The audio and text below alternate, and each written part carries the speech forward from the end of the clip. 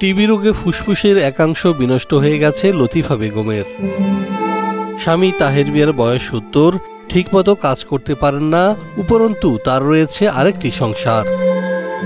তাই তো পুত্রবধূকে বাঁচাতে আর পরিবারের খোরাক জোগাতে ভিক্ষাবৃত্তির পথ বেছে নিয়েছেন ৯০ বছর বয়সী শাশুড়ি।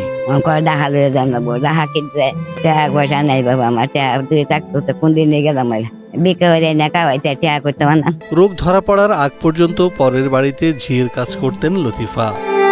এখন আর সেটিও করতে পারছেন না শারীরিক দুর্বলতার কারণে। তাই তো অসুস্থ শরীর নিয়ে ধীরে ধীরে মৃত্যুর দিকে এগিয়ে যাচ্ছেন তিনি। আমি বাসায় কাম করি, আমার জামাই ৭০ বয়স, চোখ কাটাইছে, অপারেশন করছে, এক প্যান গাড়ি চালায়, একদিন যায় না আরেকদিন যায় না। আমি অভাবে আমি চিকিৎসা করতে পারি না। ২০২০ সালে টিবি রোগ ধরা পড়ে লতিফার। অনেকবার চিকিৎসা নিয়ে সুস্থ হলেও বিভিন্ন রোগে আক্রান্ত হতেন বারবার।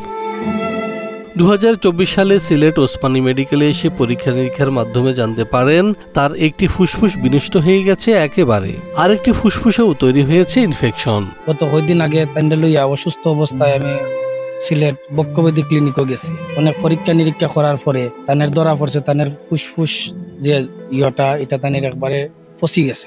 পরিবারের অন্যান্য সদস্যদের আর্থিক সঙ্গতি নাই বললেই চলে। লতিফার ৫ সন্তানের মধ্যে বিয়ে দিয়েছেন বড় মেয়েকে। বাসায় রয়েছে আরও ৪ সন্তান, যাদের বয়স যথাক্রমে ৬ থেকে ১৪ বছর। স্বামী তাহের মিয়া তার প্রথম স্ত্রীর সাথে থাকায় অনেক সময় খবর নিতে পারেন না দ্বিতীয় স্ত্রী লতিফার। অন্যদিকে ডাক্তার বলেছেন তার একটি ফুসফুস অপারেশন করে কেটে ফেলতে হবে খুব দ্রুত, কিন্তু সেই অর্থ নেই তাদের হাতে।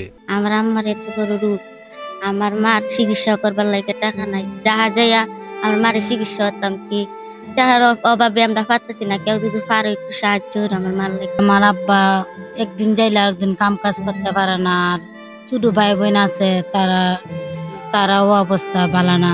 এমত অবস্থায় সরকার কিংবা বিত্তবানদের সহযোগিতায় পারে লতিফাকে বাঁচাতে, এমনটাই মনে করছেন স্থানীয়রা। অনেক আর্থিক অবস্থা খুবই খারাপ, আমরা যতটুকু করার আমরা অতটুকু করছি।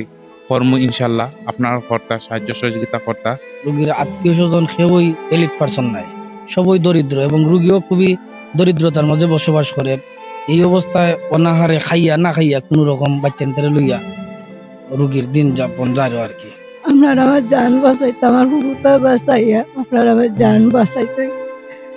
আমি কিলান চলতাম, কিলা যাইতাম, আমার বুকুটার মেন আমি থাকতাম। আমার এই অবস্থা আপনারা আমার বাঁচাই।